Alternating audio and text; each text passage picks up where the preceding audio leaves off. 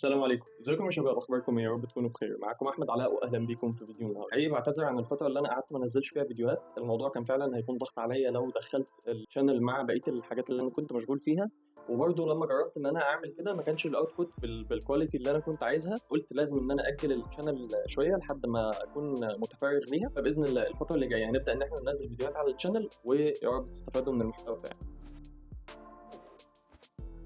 طيب بالنسبه للفتره اللي فاتت اللي ما كنتش بنزل فيها فيديوهات، هل كان في بروجكتس كنت شغال عليها؟ ايوه، كنت شغال بالفعل على اكثر من بروجكت الفتره اللي فاتت، وتعالوا نشوفهم كلهم دلوقتي.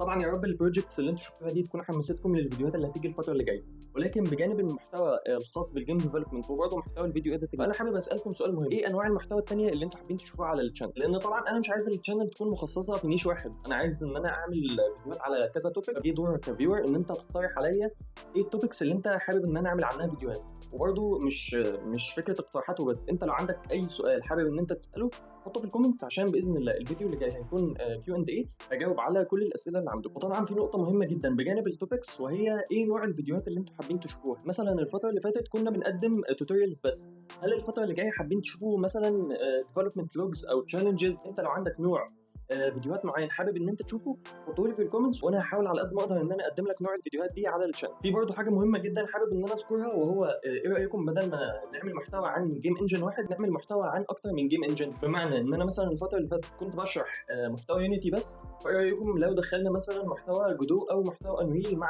يونيتي؟ وطبعا هتكون فكره كويسه جدا، ولكن محتاجه تخطيط وتنفيذ عالي جدا، فحابب ان انا اسمع رايكم على الفكره دي. برضه في حاجه مهمه جدا برضه حابب ان انا اعملها الفتره اللي جايه، وهو ان انا اعمل جيمنج شانل. طيب ليه جيمنج شانل؟ بكل بساطه احنا المحتوى اللي بنقدمه على الشانل هنا محتوى تكنيكال، فانا حابب ان انا اقدم محتوى يكون انترتينمنت برضه.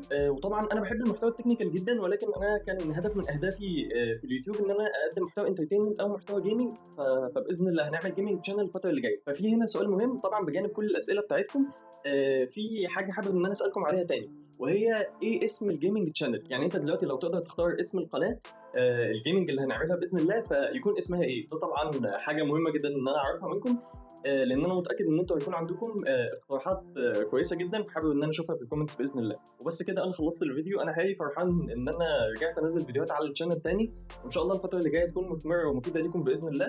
ما تنساش السبسكرايب، وما تنساش تعمل لايك للفيديو عشان تعرف اليوتيوب ان المحتوى بتاعي عجبك، وطبعا ما تنساش تتابعني على جميع السوشيال ميديا بتاعتي، هسيب لكم كل اللينكات في الكومنتس. وبس كده، والسلام عليكم.